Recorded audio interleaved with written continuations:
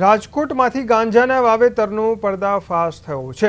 રાજકોટના આજીડેમ પોલીસ મથક હેઠળના ત્રંબા ગામમાં પિયુષ રૈયાણી નામના શખ્સે પોતાના ખેતરમાં ગાંજાના છોડનું વાવેતર કર્યું હતું। આ સમગ્ર મામલે એસીપી ભાવેશ જાદવે જણાવ્યું કે તપાસ દરમિયાન ખુલ્યું છે કે આ ગાંજો આંબા અને ચીકુના ઝાડ વચ્ચે વાવવામાં આવ્યો હતો। પોલીસને મળેલી બાતમીના આધારે દરોડો પાડવામાં આવ્યો અને ખેતરમાંથી કુલ 37 ગાંજાના છોડ જપ્ત કરવામાં આવ્યા।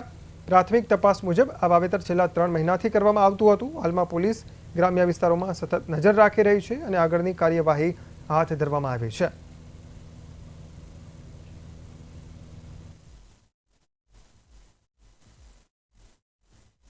સ્ટેશનના ત્રંબા ગામમાં આવેલ એક ઇસમ જે છે એને ખેતરમાં પિયુષ શંકરભાઈ રૈયાણી નામ છે, જે રાજકોટમાં રહે છે। એને 1 વીઘાના ખેતરની અંદર 37 છોડ જેની 26 કિલો વજન છે એ ચીકુને બીજા ઝાડની અંદર વાવેલા, જે પોલીસને બાતમી મળતા પીઆઈ આજીડેમે કેસ કરી અને એનડીપીએસ મુજબનો ગુનો દાખલ કરેલ છે અને મુદ્દામાલ પર